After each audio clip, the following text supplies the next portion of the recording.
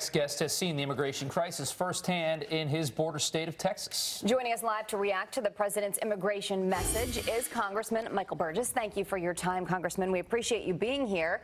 The president not wavering on his message. What did you make of what he had to say last night? Well, let me just say, certainly, I mean, I thought the president did a great job, a wonderful job in the chamber. It's tough to get up in front of a joint session of Congress, and you've got both houses there. You've got the Joint Chiefs, the Supreme Court, the Diplomatic Corps, so there's a lot of trappings of this exercise that go along with it. But the president obviously rose to the moment and delivered a pretty powerful challenge to all of us, asking us to, now's the time to soar. Now's the time to achieve new heights. On the border, maybe I did expect that he was going to come forward with an emergency plan that would fund the barriers that he's talked about for so long. It's a little premature because the conference committee is still meeting, so they've got a little less than 2 weeks to come up with something. But I have to believe that in the wings, the president has made the preparations and that he will deliver. He said, put his hand up and said that he would deliver, he would complete that process of providing a barrier at the southern border, which had been promised so many years ago.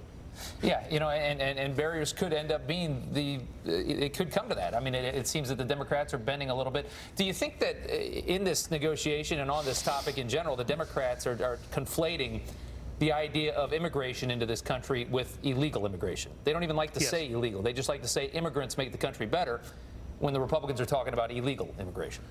Correct. And then, the heart goes out to the people who feel that they have to leave where they live for a better life. I get it, but one of the things that sets us apart from where they are leaving is the belief in the rule of law. And if you then say, well, your laws don't really matter and we're just going to do what we want, then they're likely to come into the same problem that they left.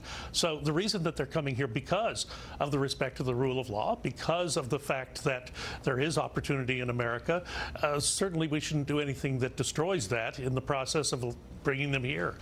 And I'll also tell you, just from several times down to the border and even down to Central America, that is a dangerous trip that people are being tasked to make, and it is not humane to stand by and encourage more of that behavior, particularly when it involves young children. It is just not, it's not the right thing to do.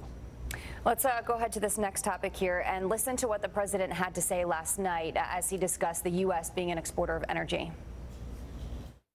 We have unleashed a revolution in American energy. The United States is now the #1 producer of oil and natural gas anywhere in the world. For the first time in 65 years, we are a net exporter of energy. Well, you serve on the House Energy and Commerce Committee. What did you think of what he had to say? Well, isn't it a great day? Isn't it a great day for this country that he can stand up and say that?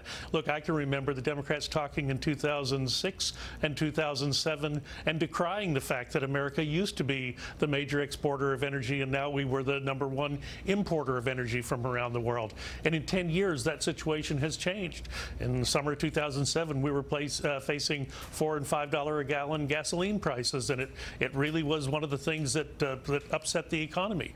It is, I mean, it's a good day that American energy is now #1 in the world, that we're the #1 producer, that Texas is a net exporter of energy. I would say that's all on the plus side.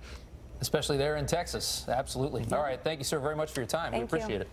Great. Thank you. All right.